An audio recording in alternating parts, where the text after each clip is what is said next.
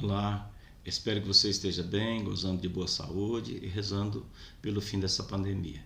Neste modo, veremos sobre a experiência religiosa a fim de compreendermos como as pessoas apreendem a ideia de Deus em suas vidas. Em sua caminhada ao longo da história, nós temos uma evolução natural, racional do ser humano, até chegar ao homem religioso que conhecemos hoje. Então, no começo de tudo, nós temos o homem faber, que ele é conhecido por fabricar coisas, fabricar objetos, conhecidos pelos traços que deixou, como utensílios de uso doméstico e armas. Depois, na evolução, nós temos o Homo sapiens, que é conhecido como o engenheiro de ideias. Há uma complexidade racional maior nesse Homo sapiens. Ele se tornou conhecido pelas gravuras rupestres, esculpidas em grutas, pintadas e transformadas ali em santuários. E depois nós temos, por fim, o homo religioso, que ele se lança ao infinito, ele transcende a si mesmo em busca da divindade e dá sentido ao que faz, ou seja, as pinturas não é uma pintura qualquer, já vai ter ali um motivo relacionado à experiência que ele tem. Então as pinturas, inscrições, desenhos evidenciam seu comportamento em relação aos mortos. Há uma crença na transcendência, uma vida após a morte. Chega-se à conclusão disso quando se encontra ali em túmulos, esse homem religioso, ele, ao ser sepultado, sepulta junto dele as armas, porque acreditava-se que ele voltaria à vida novamente. Então, por isso ele precisava das armas para sobreviver. Então foram muitos túmulos encontrados nessas condições. Ali o esqueleto e ao lado as armas, o que mostra a evidência clara que já se acreditava numa vida após a morte. Em sua caminhada pela humanidade, pela história da humanidade, nós temos que esse homem religioso, ele transmitia as suas experiências religiosas através de sinais e símbolos. E o registro dessas experiências, nós conhecemos por meio de mitos, orações, hinos, ritos, símbolos e livros sagrados. Então, pegando nossa religião, por exemplo, nós temos ali o Antigo Testamento, que é um texto sagrado e que está repleto desses mitos, hinos, Temos os salmos, os mitos, por exemplo, o mito da criação, que é muito próximo ali de Gilgamesh, E há uma unidade espiritual entre o pensamento primitivo desse homem religioso, fragmentado, e achado, evidentes ali nos achados arqueológicos, e seu pensamento atual, que é registrado nos textos sagrados. A expressão de sua crença vai envolver um elemento subjetivo, ligado às emoções, que podem ser despertas pela música, pelo canto, a dança, a pintura, a escultura e o objeto litúrgico do altar, que gera diversos tipos de experiência. Então, é natural que a pessoa, ao se deparar com a beleza, por exemplo, do altar, ele tenha uma reação. Ele vê a presença de Deus ali naquele local pela beleza. E é interessante isso porque as vestes litúrgicas, tudo concorre para isso, para a pessoa ver a presença de Deus ali naquele ambiente. Dom José Aparecido até brinca com a gente que nossas vestes diaconais, as nossas vestes litúrgicas, e também dele próprio, de bispo, serve para esconder a feiura humana e mostrar a beleza de Deus. Muito interessante isso aí. Então, a experiência religiosa, ela, antes de tudo, é uma experiência humana, é própria do ser humano. Os animais não têm uma experiência religiosa. E é o princípio fundante de uma religião, ou seja, a maioria das religiões surgem através de uma experiência religiosa. Temos aí o Buda, o budismo, que surgiu através de uma experiência religiosa de Buda, que ele fugiu do palácio, uma história muito bonita ali, ele como um príncipe hindu, ele foge do palácio e vai ter uma experiência de iluminação ali e surge o budismo. Também temos a experiência religiosa, o cristianismo nasce de uma experiência religiosa, ali do convívio de Jesus com seus discípulos. Temos aí como um conceito básico de experiência religiosa a apreensão da realidade, a forma com que você apreende a realidade.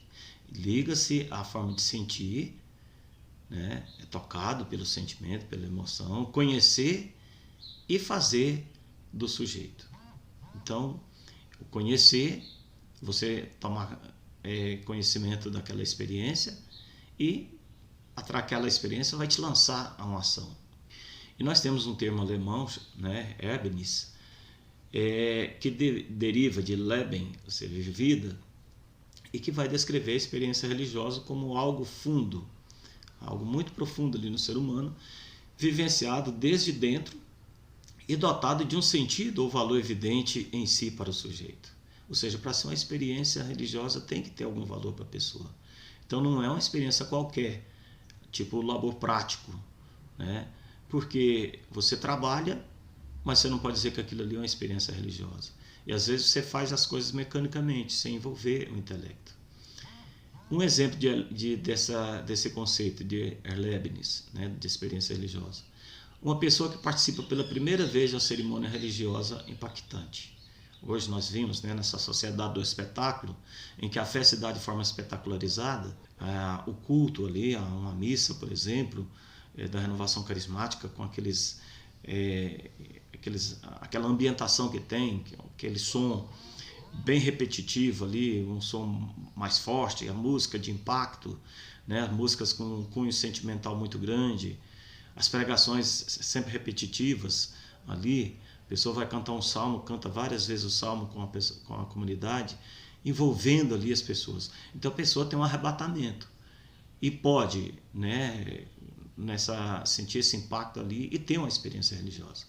Então tanto poderá a pessoa ficar imóvel, né, da mera assistência, às vezes até criticando, nossa, que som alto, essas coisas e tudo mais, se incomodando com aquilo, então você se envolver. Então tanto uma pessoa pode ficar no nível da mera assistência física à cerimônia, ou seja, participando ali, às vezes até criticando que o som está alto, que aquelas músicas ali, com aquele som estridente, aquela coisa, bateria, tudo muito alto ali e tal, né, sem se deixar tocar pelo entusiasmo religioso dos demais que estão envolvidos ali presentes, e não ter essa experiência religiosa, né?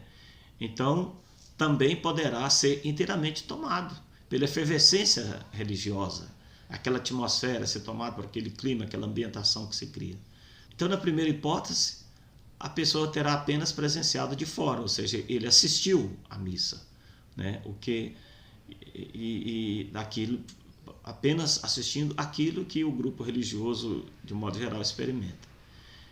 Então, na segunda hipótese, nós temos que a experiência coletiva terá passado para dentro do participante, ou seja, a pessoa apreendeu para si aquele momento rico ali do encontro místico ali com Deus. De uma mera assistência, você pode passar para uma experiência profunda.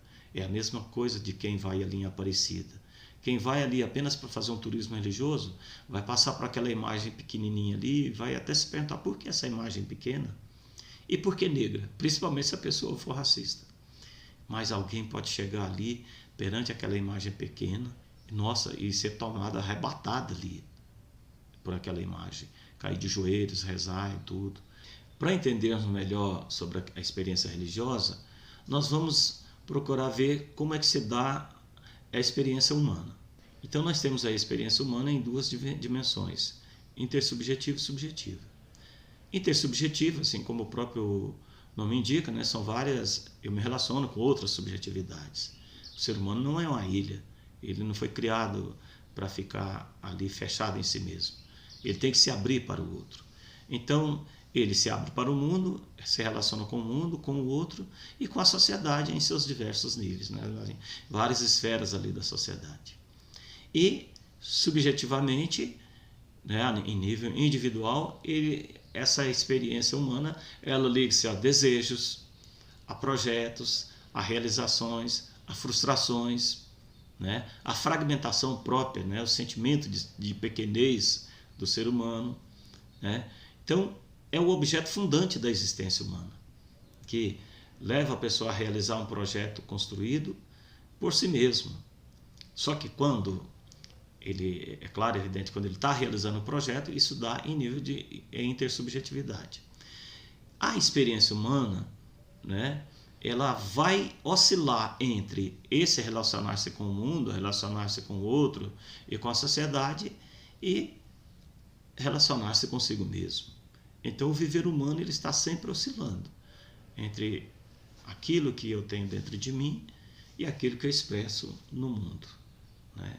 Sempre vai haver essa oscilação. Eu não tenho constantemente uma experiência só subjetiva. Essa experiência minha eu vou refleti-la junto de outras pessoas também. Os princípios básicos da experiência humana. Em primeiro lugar, é experiência experimentada, ou seja, você tem que sentir que experimentou algo. Alguma coisa tem que concorrer ali para que você perceba que algo diferente ocorreu. Então concorre a percepção e o pensamento, que a entende como tal, ou seja, um experimento identificado e experimentado. Eu sei o que eu senti, eu sei o que eu experimentei. Então é preciso que você perceba alguma coisa diferente para poder ser uma experiência. É experiência objetiva e subjetiva ao mesmo tempo. Se fosse só objetiva, ela poderia cair no fundamentalismo religioso facilmente, porque muitas pessoas pensando do mesmo jeito, certo? Poderia cair no fundamentalismo, é o que acontece dentro da religião. Quando os fiéis se deixam levar pelo pastor, pelas ideias do pastor e não pelas suas próprias ideias, todos se tornarão fundamentalistas. E se for só subjetivo, poderia cair no relativismo. Por quê? Eu tenho minha verdade, você tem sua verdade, então eu fico com a minha verdade, você fica com a sua verdade. E aí cai no relativismo, em relação à questão da verdade, por exemplo, sobre Deus. Eu tenho meu Deus, você tem seu Deus. Então, essa experiência objetiva e subjetiva tem que haver, né, a concorrência da razão em nível subjetivo e a concorrência da fé também em nível objetivo, no caso da experiência religiosa. Então, essa mesma realidade experimentada, né, na experiência humana tem resultados distintos. Por exemplo, Jesus, para seus discípulos, é uma experiência salvífica, é uma experiência de salvação. Eles têm ali, né, um encontro com esse Deus que se encarna no seio da humanidade, que se torna igual a nós em tudo, né, menos no pecado. E é essa experiência salvífica que vai levar os discípulos ali a dar continuidade ao projeto de Jesus que forma o cristianismo. Mas para os opositores de Jesus ali, os mestres da lei, os fariseus, né, cujo projeto de Jesus contrastava com o projeto de vida deles, que era muito com os pés aqui nesse mundo, né, fincados na ambição, né, no poder, né, em busca de status, eles gostavam de se exibir publicamente. É uma ameaça a ser eliminada, assim como de fato eliminaram Jesus. Os elementos que definem os resultados de uma experiência. Em primeiro lugar, experimentado. Se foi um Deus, uma pessoa ou outra coisa. Então, veja bem, vai ter aí uma hierarquia de valores. Uma experiência com Deus, uma experiência com a pessoa, uma experiência com a coisa. Foi uma experiência com Deus, é uma experiência religiosa. Se foi uma experiência com a pessoa, é uma experiência humana, né? Com a coisa também, uma experiência laboral. Então, nós temos aí que o experimentado vai definir a experiência. A interpretação que você dá, né, a experiência que você teve, cada um lê com os olhos que tem e interpreta a partir de onde os pés pisam, vai dizer Leonardo Boff. Essa é uma grande verdade, cada um tem sua visão de mundo. Eu, por exemplo, fui criado na roça. Ao dar um exemplo na sala de aula, por exemplo, em determinadas coisas, eu vou evocar a experiência que eu tive lá na roça. Já um professor que teve a sua vida toda na cidade, nos centros urbanos, vão fazer outro tipo de colocação. Então, você traz junto de si aquele mundo que você teve na sua infância, a sua história de vida e tudo, para poder interpretar o mundo. Então, cada um tem sua visão de mundo. É a mesma coisa que isso acontece dentro da sala de aula do curso de teologia. Nós vamos fazer a leitura do Evangelho, por exemplo, cada um de vocês, né, cada um dos alunos vai ter uma experiência, uma visão diferenciada ali do Evangelho. Porque cada um tem sua história de vida. E traz consigo ali, né, essa história de vida que define sua maneira de ser, sua maneira de se comportar, sua maneira de agir. Então, a interpretação da experiência religiosa, com toda a propriedade, Leonardo Boff fala, cada um lê com os olhos que tem. Se você tem uma consciência alienada, você vai ler a realidade de forma alienada. Se você tem uma consciência esclarecida, uma consciência crítica, você vai ler a realidade de uma forma crítica, né? E vai interpretar a partir de onde você está, ou seja, o contexto não só histórico, mas também geográfico, né, espacial, e com os pés que você pisa, né, de onde você pisa. Então, a linguagem ou quadro interpretativo, né, vai ter vários modelos de pensamentos, de teorias, valores, sentimentos e expectativas. Porque cada um que vai analisar, por exemplo, a experiência religiosa que se tem do Texto dos Homens, por exemplo, vai ter uma expectativa diferente de análise. Pode ir pela via da teologia, pode ir pela via da psicologia, da antropologia, né, perspectiva da ciência da religião. Então, há um condicionamento da experiência. Ela é epocal, ou seja, ela está sujeita a uma época, ela é situada, ela está sujeita ao espaço, né? E ela é histórica, ou seja, ela evolui. Ela vai mudar de tempos em tempos, né? Ou seja, ela marca ali essa experiência na história. Então, uma experiência, por exemplo, que fundou o cristianismo, é uma experiência também histórica, porque o cristianismo teve toda uma evolução até chegar aos nossos dias de hoje.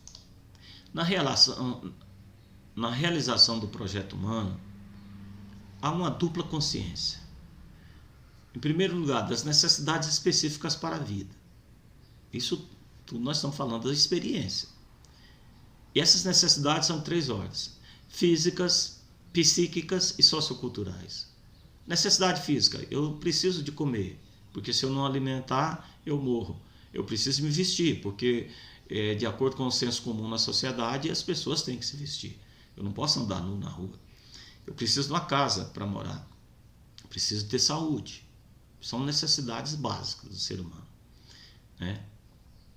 As necessidades psíquicas, ela está ligada à criatividade, ao sexo, à amizade e etc. E as necessidades socioculturais.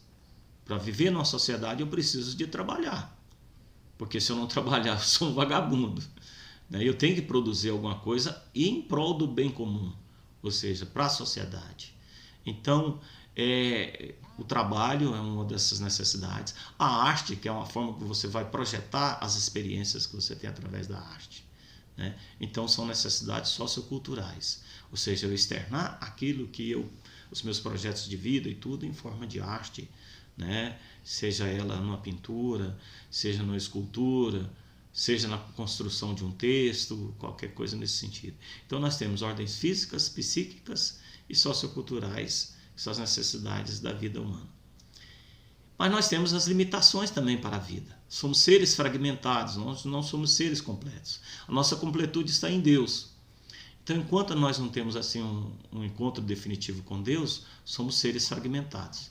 Então, estamos sujeitos à limitação da vida. E essas limitações da vida, elas se dão de 3 ordens. Em primeiro lugar, a fragmentação própria do ser humano. O bem, nós só experimentamos o bem, a felicidade, né, de forma fragmentária, nunca completa. O descanso, a gente sempre descansa, aí trabalha, cansa novamente, temos que descansar, sempre assim.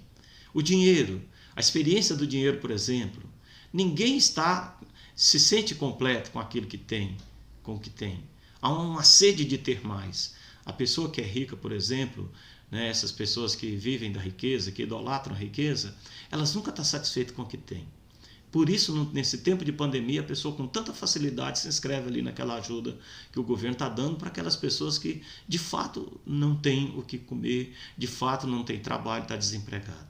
Mas você vê, poxa, pessoas aí, bem de vida, empresários e tudo mais, se inscrevendo para receber essa ajuda do governo. Mostra claramente essa coisa do ser humano, né, que impede dele de ser plenamente humano. Então, as limitações da vida fazem com que a pessoa só possua parcialmente aquilo que deseja em plenitude. Mas jamais vai ser em plenitude. O bem nós vamos experimentar apenas parcialmente, porque sempre existe a presença do mal. A felicidade, né? A nossa vida é cheia de altos e baixos. Nós experimentamos momentos de felicidade, mas também experimentamos momentos assim de vazio existencial, né? De momentos de tristeza. Mas é interessante que o tempero da vida é exatamente isso. Você só sente sede quando você está com sede. Perdão, você só sente o sabor da água quando você está com sede. Você só sente o sabor da comida quando você está com fome.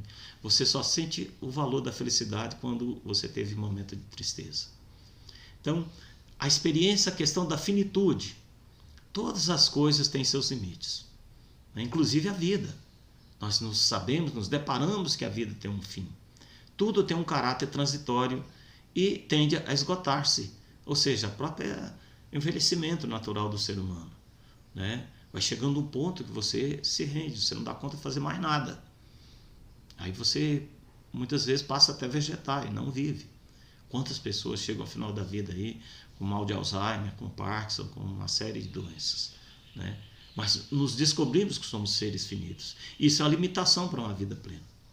E a falta de sentido para a vida, que é uma coisa muito assim, que está aí, né? As pessoas caem num vazio existencial muito profundo porque não encontram sentido para suas vidas. E é resultante de experiências vitais. Um trabalho alienante, por exemplo. A pessoa trabalha sem saber o porquê que está fazendo aquilo ali, ele é explorado, ele é oprimido e tudo mais. Ele pode cair num vazio existencial muito grande. Ele não encontra valor naquilo que ele faz, né? Então, esse trabalho laboral, por exemplo, que é alienante, que é no lugar de um trabalho criativo, que exige da pessoa a inteligência, que exige a intelectualidade da pessoa, pode cair no vazio existencial. Por isso as pessoas que têm esse trabalho físico, por exemplo, uma pessoa um gari, qualquer outro tipo de pessoa, tem que entender que ali, aquele seu trabalho é necessário para a sobrevivência das pessoas. Se ele não coletar o lixo, por exemplo, as pessoas não vão sobreviver no meio do lixo, né? Vai ter adquirir doenças, uma série de coisas, né? A vida vai ser insuportável. Então, ele tem que emprestar algo de si naquilo ali que ele faz. Se ele não tiver esse significado do trabalho dele, ele pode cair no vazio existencial. Ele achar que ele não tem valor nenhum, sendo que ele tem um valor muito grande, né? Então, e também a questão da morte, que é outro problema seríssimo, né? Que a questão da perda de sentido da vida, principalmente em relação à questão da morte. Quantas vezes ali no campo da esperança, eu vou fazer celebrações de exéquias, eu acho que já referi nisso na aula passada. Eu vou fazer celebração de exéquias e aí aquelas pessoas chorando, e eu me pergunto, será que essas pessoas estão chorando pelo morto? Ou será que estão chorando pela sua condição de ser mortal? De que um dia vai estar no lugar desse morto aí, de que um dia também vai estar aí num caixão. Então, a gente ali no cemitério, a gente se depara com a realidade nua e crua. Aliás, tem 2 lugares onde você se desnuda, você não consegue esconder quem você é, né? É na família, onde você não tem como esconder quem você é para sua esposa e seus filhos, e ali no cemitério, porque ali você se desnuda de tudo, porque você se depara com a realidade nua e crua da morte, né? Que para muita gente é causa de sofrimento e falta de vazio, e causa de um vazio existencial muito grande. A dor que a pessoa sente, né? Ou a vida vazia, sem sentido. Tudo isso é falta de sentido da vida. Eu convido a vocês a refletir sobre essa questão da falta do vazio existencial, porque vocês vão lidar com essas situações e vocês precisam de dar respostas a isso. E essa falta de sentido para a vida, quem dá a resposta é pela via religiosa, jamais pela via da ciência.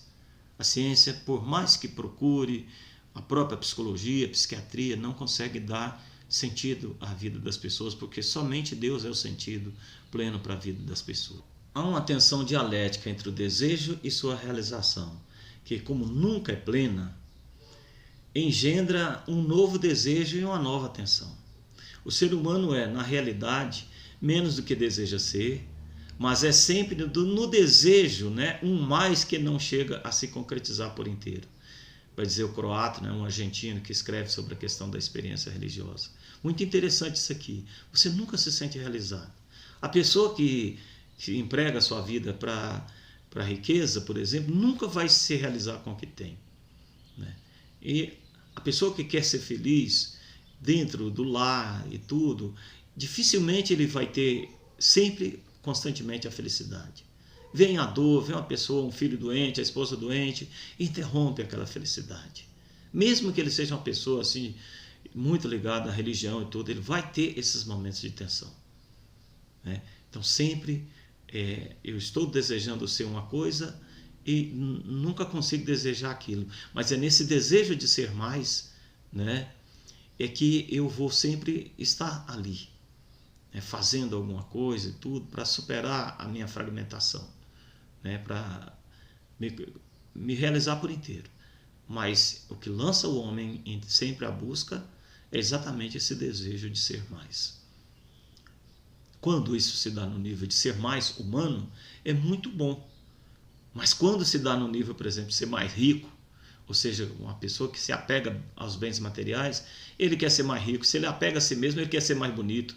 E aí vai fazer plásticas e mais plásticas, vai ficar mais feio do que estava antes. Dificilmente eu vejo uma pessoa que fez plástico ficar mais bonita. Não estou dizendo que as pessoas não façam plástico. Às vezes a pessoa tem um defeito físico, alguma coisa assim, tudo bem. Mas tem pessoas que fazem plástica por vaidade, né? Tenho a esposa de um amigo meu que a mulher fez umas 12 plásticas e cada vez que eu vejo que não é mais aquela pessoa. Se torna reconhecida. E nunca se realiza. Porque o desejo de ser mais bonita sempre está ali, latente, mas nem sempre temos um Ivo Pitangui para ajudar as pessoas a serem mais bonitas. Aliás, não temos mais o Ivo Pitangui porque ele já morreu, né?